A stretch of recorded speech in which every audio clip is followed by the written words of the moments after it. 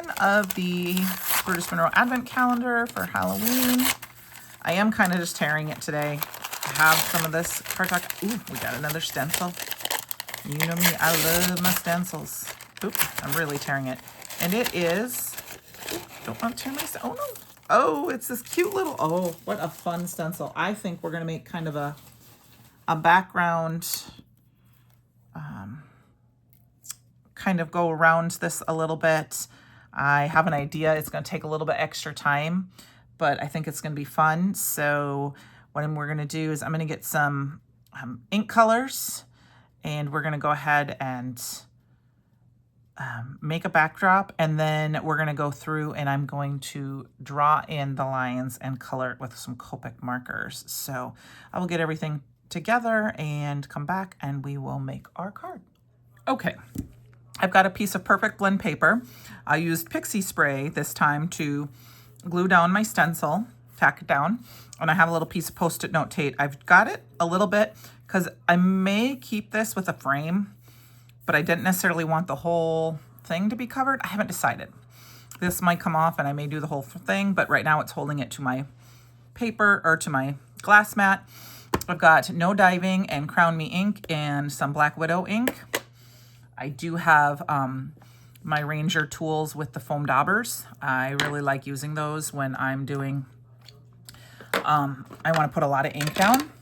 So I'm just going to take my lids off and put my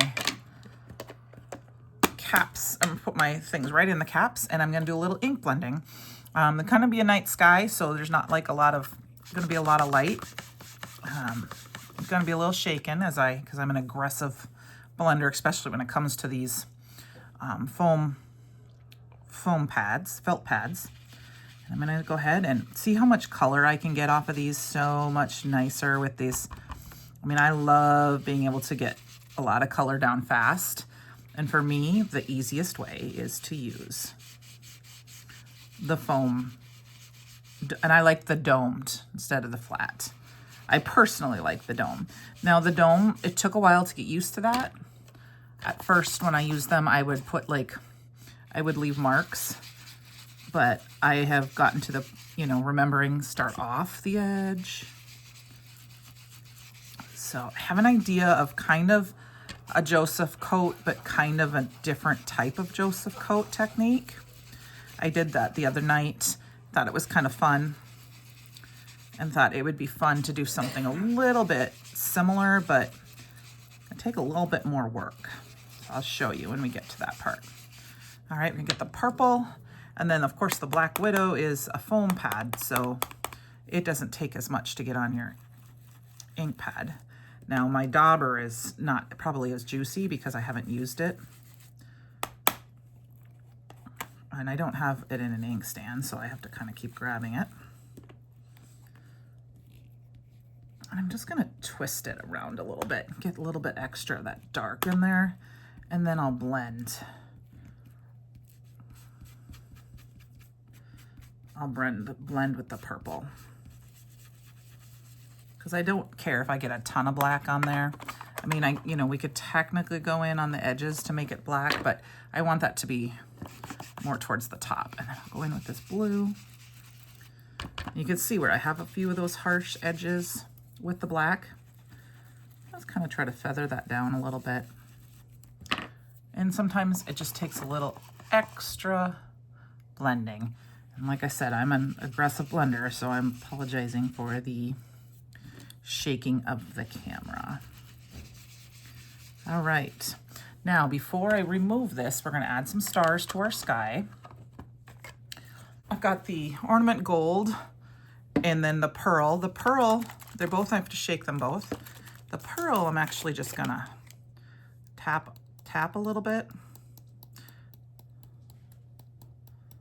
And then another way you can do this is take a paintbrush. I can't remember which way you do it. I probably have to get more on there. Sometimes it doesn't work. I think what I'll do for this one is just put a little bit on put a little bit right here on my dip. and we'll grab it, and then I want the little bits here and there. This is a water reactive ink, so, but I want to leave that, and of course, probably pull up that big spot right there, that big glob. It's fine. We can put our moon there, put our center. Oh, sorry about that. Somebody sent my dog barking. And then I'm going to take the ornament gold and I'm going to spritz the whole thing a couple times because that's going to give the whole thing a shimmery mist. So I'm going to quick clean up and then I'll be right back. Okay, let's reveal, peel and reveal. And then I'm going to heat set this off camera and then I will come back and we will finish our card. Peel off that first, and if you're ready, 1, 2, 3. Look at how pretty that is. Isn't that fun? Okay, I'm going to wash this off and I'm going to heat set this so it's dry, and then I will come back and we will finish our card. Okay, a true more Joseph coat technique would have been to cover anything that wasn't white with clear embossing powder and then do black inking over the top. But instead, I'm going to use some of my Olo markers. This is Perfect Bond paper. However, I do think that I want to preserve the white frame. So I'm going to take little bits like this from my Post-it note tape and do my best to try to cover. I probably should do that whole one. We'll use this one on a different sheet. And I'm going to cover up the edges right where I'm going to color with each piece. I can tear a little piece off the edge here because it's only this spot here. And because I'm using markers, I can always go back and fix it if I change my mind. And then we'll use this little piece right here. We'll see what that looks like. And like I said, I may end up cutting it off. Use that to kind of stick my piece down. And then I'm just going to go ahead and use my different markers to color it in. Gray style, probably going to use more of my darker markers. But if I color it in, I don't know if the shading is going to be how bad I want the shading. So I am going to start with my CG5, go up to my 7 and my 9. And they're all going to be the same color. So we're going to start with this. I'm going to go ahead and start it coloring in real time, and then I will speed it up and play some music while I finish coloring, and then we'll come back and finish the card. So like I said, this is how it's just real coloring, real live time. I'll probably trace the whole thing. And because we're going to try to blend, we're going to go, I'm going to go over the whole thing with the light color first. Not going to worry about too much if I get over the edge into the dark colors, the ink, because it's just going to give it a little shadow effect there too. Okay, so sit back, relax, and enjoy, and I will be back.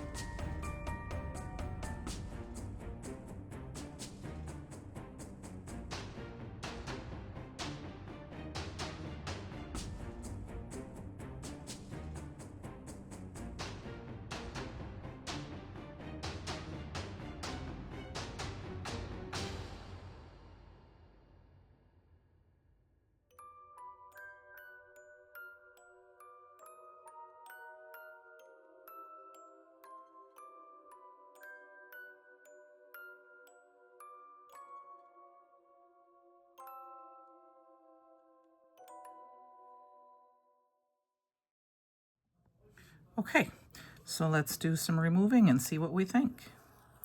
Yeah, see, I might have bled over a little bit. I'm not sure I want to.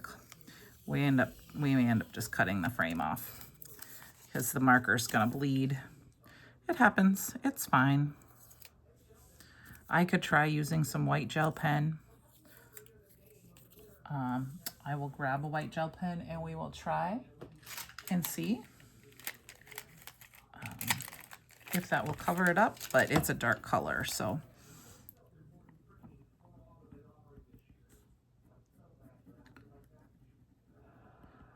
We'll color it a little bit and just kind of let it see what we think. Yeah, no, I'm not gonna like that. Now I could go through my stash and see if I can find a rectangle die to cut a frame, but I think the easiest thing is going to be to actually is just to cut it down. So let's grab our cutter and we will do that. I'll stick it right in. I'm just gonna cut it off. And I think that will be fine because I can mat it with a frame. I might grab some glitter stock and make a frame.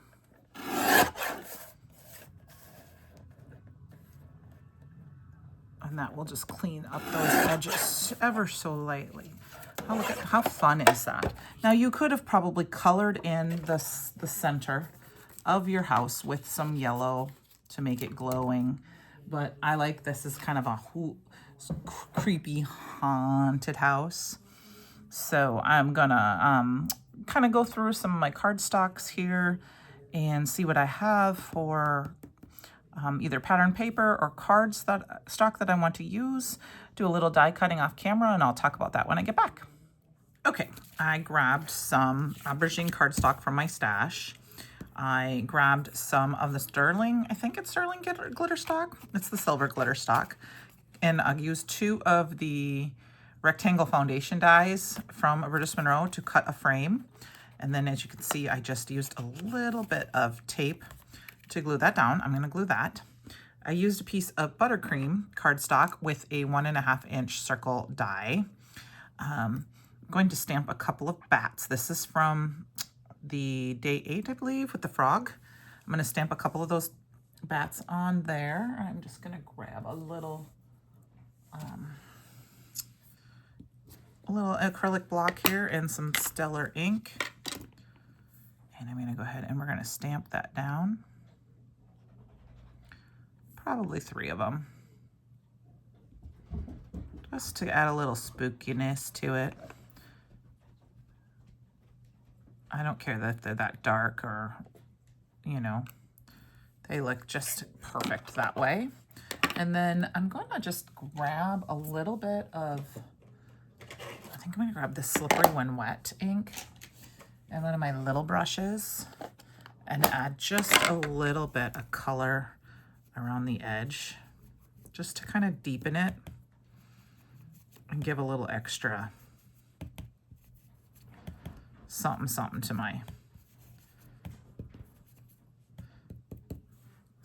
my little moon there, so it's not too flat looking.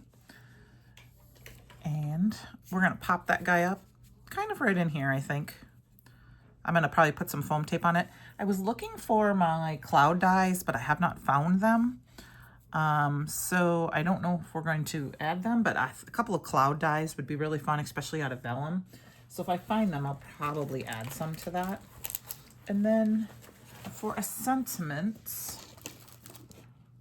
I'm going to grab a die from, or a sentiment, and not sure what I want it to say.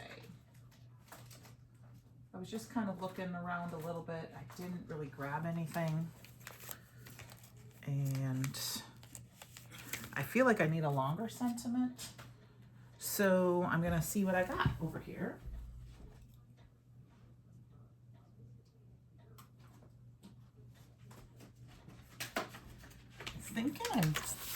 I'm thinking about this Happy Halloween from the Spooky Friends stamp set. These were some great bats you could also use. But I'm thinking that'll fill that space in nicely, and we're going to use it with some sterling embossing powder. Add a little bit more of that silver in. So let's get that going here. Put my markers away so we have a little more space. Okay, so we'll grab our Misty. We're just gonna kind of use everything for placement. That worked there. Just stick that down on here. We're gonna do some anti-static powder.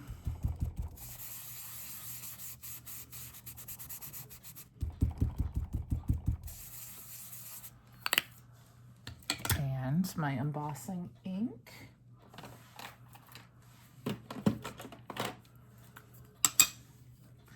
I will link everything that's available for purchase separately outside of the box below. They will be affiliate links, which just means if you place an order using one of my links, I get a small little kickback, which helps me bring you content, and I appreciate it.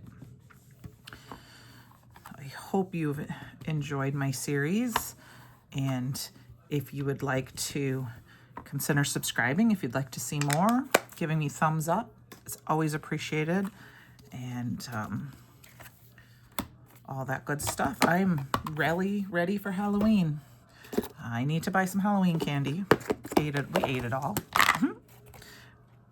That's what happens when I feel like the Halloween bags of candy are getting smaller, so we eat more of them. Instead of having, oh, I can just have a bite, you end up having like 3. So I'll have to stop at the store. Let's quick heat set this.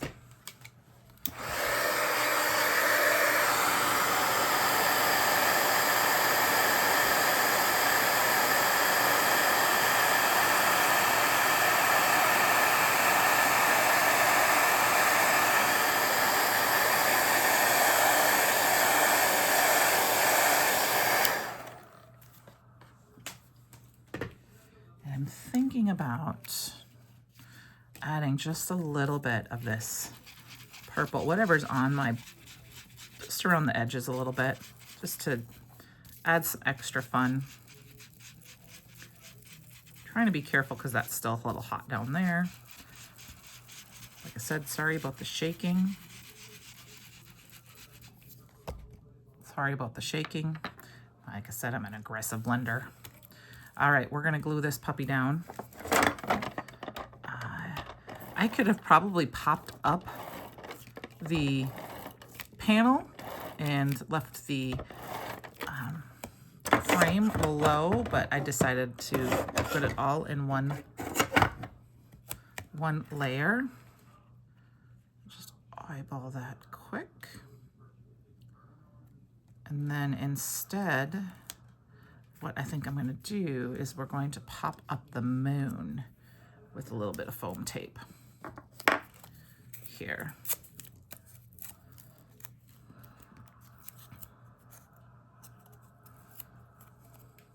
Oh, it's a little bit long, so I need to trim it off just a hair. Let's pull the paper off and check it. Oh, no, it looks okay. We're gonna go ahead and I'm gonna put it there because I want to kind of cover up. I didn't like that big blob right there, so that was a good way to fix that little blob. All right, so add this to a card base. Trim this one down. It looks like it might be a little long, but there we go. Here is our day 10 card. I hope you enjoyed it, and we'll see you tomorrow for day 11.